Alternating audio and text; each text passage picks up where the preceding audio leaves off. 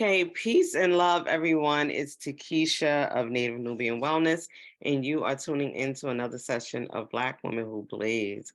Today, I have another featured guest, a sister that's not too far from me. She's on the East Coast, I believe, out of Massachusetts. She'll get into her, specific location when she starts to tell us about herself. But today, I'm with Kizzy Keys, and she is the founder of High Thirst Cannabis Drinks. Thank you, Kizzy, for joining me today and agreeing to, let me dive into a little bit of what you do in the space and what the climate and things are in your area. Okay, great. Thank you. Appreciate it. Yes, yes, yes. So, I found you on LinkedIn. I think that's where we originally connected. Yes. And, I didn't even realize that met you in person at NECAM Boston this year until we started to, connect for the platform. And I was like, wait a minute, didn't we, you know, didn't we meet? And she's like, yeah, we even took a picture together with the brothers at Big Hope, right? Big Yes. Hope Project. So that was dope. That was a dope experience. I'm glad that they won. That was exciting to see. I voted for them each year, so I'm glad to see that happen. And so, on LinkedIn, you send out the invites to coming to these cannabis events. I've been seeing it for the past couple of years, and I'm like, I haven't been able to make one because I'm in Connecticut, you're in Mass, and I haven't been able to do the travel. But that's the original, I think, draw. I was like, well, I have to hit her up and get her on the platform to let us know how that's going, in your area, because of course, we want to see plenty of, pathways into the industry, and not every pathway has to be you touching the plant, even though you do, because you have your own product. So just give us a little bit about where you're from, and your background. I guess you can tell us, what it's like where you're at, and then uh, whether it's rec, medicinal, all that good stuff. Okay, great. Well, my name, as you said, is Kizzy Key, as most people call me. I'm an entrepreneur here in Boston, Mass. I'm actually originally from Chicago. I moved here when I was about like maybe in my 20s or so, back and forth, as a kid, living here. I grew up in okay neighborhoods around, Boston, this and that. But I've been in cannabis for a long, long time. I probably say I want to start smoking probably when I like my teens. I started smoking it recreational, things of that sort. I didn't know, how the medical benefits. And then as I got older and I had some kids and things of that sort, I actually developed anxiety really bad. And they actually put me on medication. And I was like, I'm not doing this medication. It's when like made me just not a good feeling that I wanted to do. So I did some research and come to find out, guess what? Cannabis helps with it. So it turned from recreation more to medical for me. And it also helps me like to sleep in my back and things of that sort. So I decided, kind of to dive into the cannabis industry. So of course, as anyone else, some of us started off with, I was actually in the legacy market at first, and I was selling my drinks. So I don't drink alcohol. I'm not a alcohol drinker, never been, just not my thing. But I developed like my favorite drinks, like lemonades, iced teas. I even have like bourbons and wines and things of that sort. They all THC, no alcohol. Wow. None of that in there, just straight THC. So I started to, peddle that out, make good money and stuff like that. I ran into a good friend of mine by the name of Chanel Lindsay. And she told me about the social quality program here in Massachusetts that was coming back. It was their second cohort. So I jumped in that cohort, and lo and behold, it was, something, very great. They taught us, the cannabis laws, how to get the cannabis. They told us everything we need to know, but give us capital. But Mm-hmm. great experience. I met with a lot of people because it was over Zoom, so we able got to connect. More after the class and things of that sort because we able, to get each other emails and meet that things of that sort. But before I was kind of in cannabis things, I've always did events. That's always been my thing. So even down to my drinks, they were like, so I can have a social consumption. But especially back then, about 2 3 years ago, it was like, shh, we're not talking about social consumption. Don't talk about it. Don't do nothing. Blah blah blah blah. So at first, I really wasn't kind of talking about it. So most people knew me as High Thirst and just being the social quality participant. So I still was on legacy marketing and I didn't care. So I started doing my events. I started off with a Toke N Paint. Where people come in, of course, they smoke and they paint. We give some people to pre-sketch art, sketch the canvases. Some of them I do myself. People come in, they paint, we smoke, we have fun. Of course, good vibe. That kind of got a spark out. I did it with a partner. We split a little bit. I got more popular with the Toke N Paints, and then I started to do panels because before all this, I actually did a podcast and things of that sort. So I tried to incorporate it by doing panels, and so I started doing different little panels of having people in cannabis just come out and speak to people that don't normally can get to them, and just talk about how we fit in this industry, how we can do, things in this industry, giving people tips and all updates and things of that sort. And then most recently, my event that everyone seems to be loving right now is the ladies Canna Brunch. Seem to be a big hit is what I bring. It's welcome to all, even though it says Lady Canna Brunch, but it's just focused on ladies, our products, our peoples, things that we do and stuff like that. And so I actually have one coming up real soon in June. So just that's a little something I do. I do a lot. Oh, I didn't even say, I keep forgetting, but it is also, I'm actually a co-founder of the Black Cannabis Week here in Boston. That will be from August 8th to the 13th. I am foreseeing Friday and Saturday, which will have the music artists and things and stuff, but we're gonna have a fun-filled week that is dedicated to, people in Black cannabis and that sort. So look out for that too. Wow, wow. Right. So there's a lot to unpack. You just went through a whole lot in a short amount of time. So you're located in Massachusetts, Boston areas where you reside, but you're originally from Chicago. And so you came here and settled, in this area of the US. And it's recreational now in Massachusetts. It has been for quite some time, for a couple of years, right? And you started in the legacy area, obviously, because, right, they're not handing out licenses to people who look like us, nor money, right? So, so you started in the legacy, and you started creating drinks, obviously, because you want to be able to socialize and drink and, consume what's beneficial to you, which is cannabis. And you found it to be beneficial because you were diagnosed with anxiety and they wanted to give you prescriptions that you did not like the way it felt. And you said that now you discovered through research that there's scientific research that is now available for all of us to see that cannabis works well for anxiety symptoms, right? So now we're not just saying any and everything. Yeah, when we say do your research, you have to research the type of products that are going to be helpful to you, and you'll learn a whole new world of things, okay, when you start to read. But you found that this is now something that can also, on a regular basis, be consumed in the form of a drink that you already drink. You don't have to smoke. There's other ways to consume. And so you created drinks. So you say you create lemonades, iced teas, but you even created, now how innovative is that? A wine that is pure THC, no alcohol, and bourbon. Okay? No alcohol. And so we don't have to worry about it going through your liver and destroying, and also has THC, which is processed through the liver. Like, we don't have to worry about that. We can consume and know that this drink is going to be doing wonders in our body at the same time, right? Okay, so to recap, you started creating cannabis drinks that do not contain alcohol at all. And you found an opportunity through Chanel Lindsay that brings it. Is it social equity? Is it like a Yeah, social equity group? it's a social equity program that we have in Massachusetts. It's what they Mhm. call, the playing field. Right.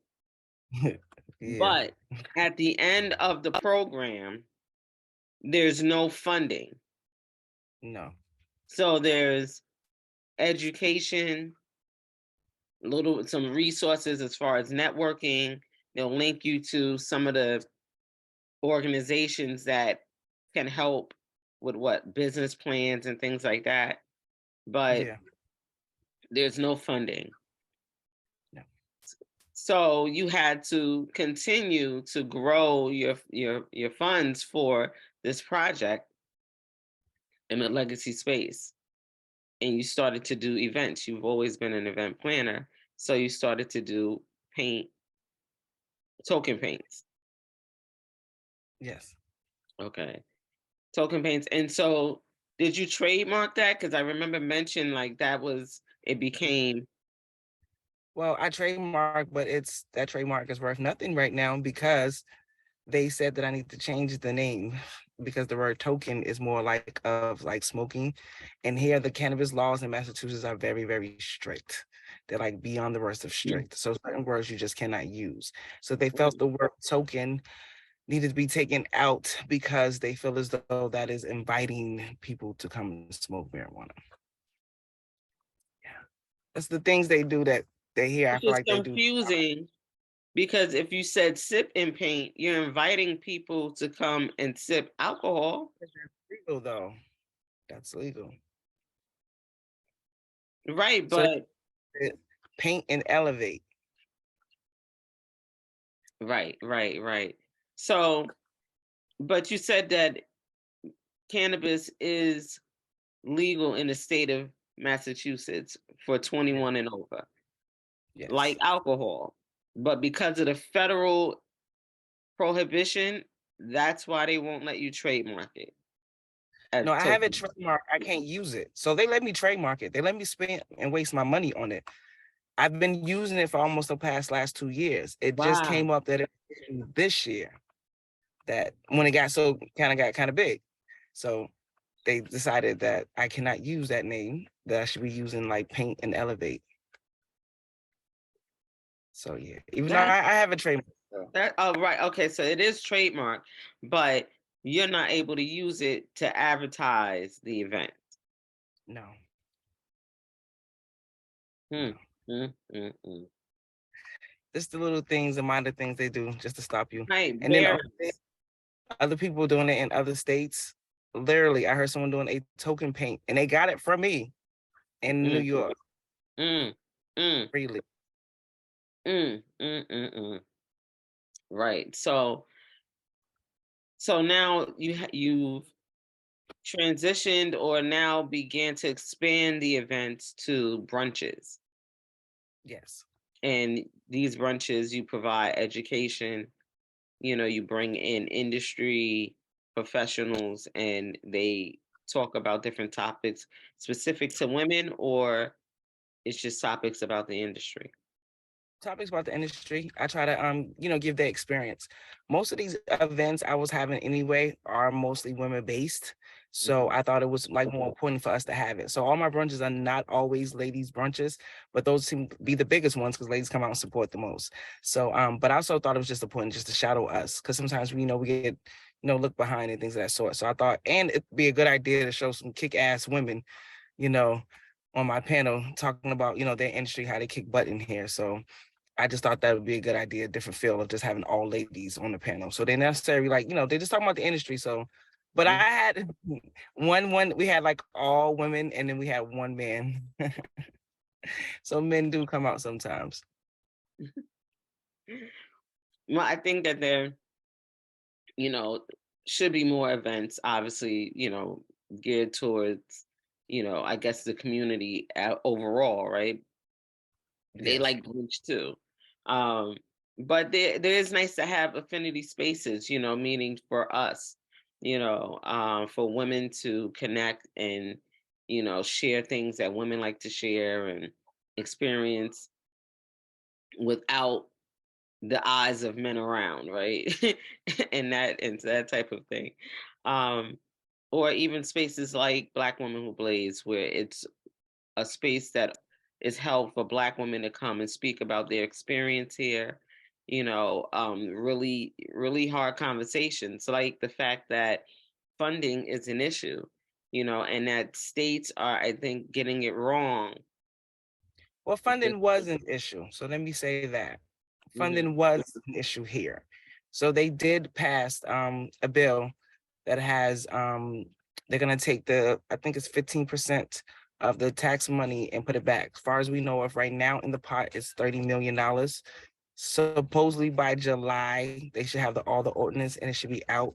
But that is a funding out for social quality. If you're in Massachusetts, that's supposed to be coming out in hopefully July. Joe Gilmore, I just found out. Congratulations to him. He will be the one who's heading that board. But this state seems to think they got it right somehow, and that's actually why I'm actually full out coming out now, because now that funding, I'm gonna be ready to go and get it. Right, right. Well, this is where I said that, they've got it backwards because the funding is needed first.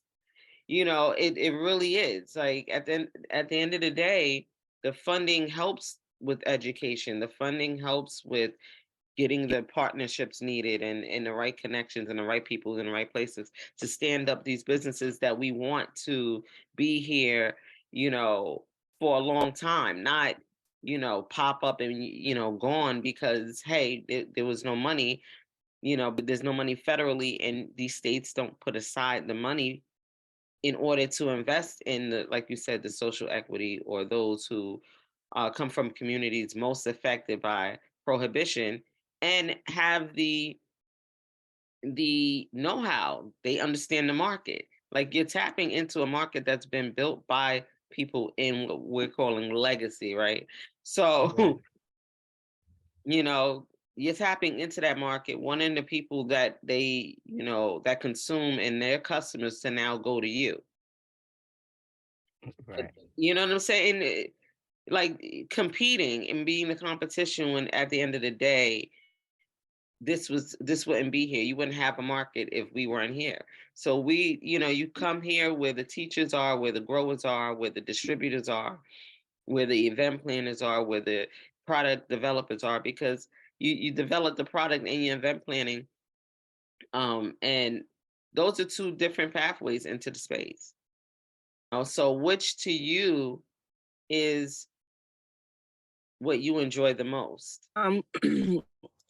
Event planning, of course. Um, the product manufacturing, yes, I love my drinks, and those are my babies. High Thirst will always be. But I knew that this industry was going to be new. And I just like the alcohol.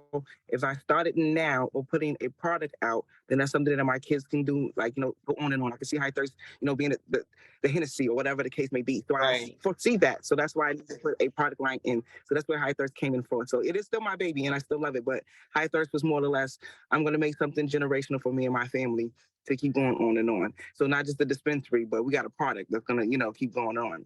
But the event planning for me has always been, because I've always did event planners from even when I wasn't in cannabis. I did open mic nights for music artists and things that I thought. I used to plan all the kids parties, and my mother would be like, you spend all this money. Actually I did, and I just enjoyed doing it. But I enjoy it also too because I feel like, when people have so much fun, you get the networking, that people get the educational. I love it when I just did one of my brunches, an older lady, she was like in her 84. She came out to the brunch. And I was kind of shocked, and she was like, I'm kind of new to cannabis, and I love it because it's helping my body, and it's just like the warm feeling of knowing that you educated someone else, and getting it out there to our people and things of that sort. So, event planning it's the one that gives me the most headache, but I Right. love it the most.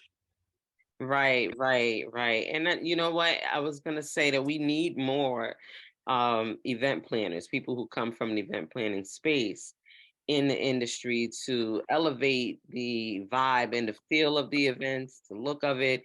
At the same time, I also wanted to, say that, I'm finding people are planning events, but it's like, someone that's never planned it, they're just like a stoner and they want to throw something. And it's just like you come and that's not, I don't want to hear certain types of music all the time. Like it's set and setting when you're consuming cannabis.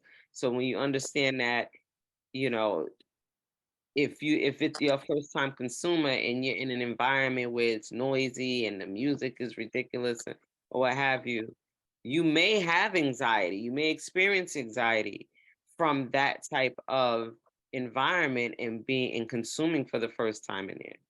But Yes. you know, change it when you consume for the first time or you're a beginner. But it can even happen to those of us who consume for years. Like in a horrible environment, it's not the same type of experience. So, you know.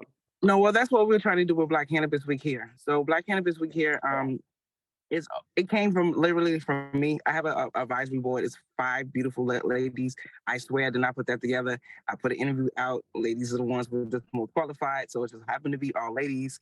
But beautiful qualified 5 ladies that actually putting this that's helping put this together. But that was the main reason of putting Black Cannabis together because I have been going out. I want to say I've been in this industry for the last 3 years. And I've gone from here to Vegas to all these other things where they get speakers, like you said, we're even sometimes they're performers and Toke N Paints, but we're never, it's never us. And then when you see, I'm an event planner, so I know how much money these people are making off these events. So I know like it's not giving back to our community and things of that sort. So even now we having the Black Cannabis Week, we're gonna have a pitch competition right after we're taking those benefits that we do, so we can put it back in our community. We're gonna throw a Worcester one. We're gonna go and just keep it going because Yes. I think it's to highlight it. And then one of the other things that we're gonna highlight is because I also feel like that we don't really talk about is reggae, like Bob Marley, things of that sort. Like we Thank don't talk you. about the Caribbean, and so we gotta make sure in this Right. people where where it originally came from, where it's Yes. coming from, things of that sort. So that was the main reason of doing Black Cannabis Weeks is that our voice to be heard. Matter of fact, the theme this year is actually something by us. That is Yes. our so we're definitely make sure you got to come out that to that week though. Yes, But I'm coming. that was the main focus of Black Cannabis Week. Yes, I'm coming. That's exactly where I was going next. Black Cannabis Week in August, in Black August, right? That's normally Black Solidarity Day is in August. If you don't know what that is, you're gonna have to do your research. But Black August is also the month where you're buying black all month. You should be buying black all month of the August. So the fact that you have Black Cannabis Week, it'll be all sorts of events and opportunities to support Black-owned cannabis businesses. That's where you should be. If you're in the Northeast, you should be tapping into that area. And it's going to be in Boston, right? Yes, the Yeah. whole entire week is in Boston. Okay, okay. And then she also has coming up in June as well events. How can people reach you and find out more about your events? Well, you can follow my High Thirst page. A lot of my brunches are done by High Thirst, of course. We have to get the social consumption out there. But if you just want to follow me, it's Kizzy Key on Facebook and LinkedIn. But on Instagram, it's Miss Kizzy Key. Just hit me up or just follow me, and I'm pretty sure a flyer drop down and you'll see what's going on. Right, right. Okay, yes. And I will make sure I put all of your information in the description so you'll be able to get those links to her contacts and follow her event her social media pages to be at these events. Now, uh, I wish I would was able to get to the one that you just had, but I'm looking forward to definitely tapping in Black Cannabis Week. Like that's the talk. That's gonna be the talk. Share all the flyers with me and everything so I can share it and put it out as well. I got you. Okay. And anyone out there who is a Black woman who consumes cannabis for our health or well-being, you're employed in the industry or an entrepreneur, and you want to come on and share with the people what that's like, what the experience is like, the resources you need, and give us some tips and tricks to really tapping into this market. Hit me up at Black Woman Who Blaze on IG or comment below. All right, and I'm out.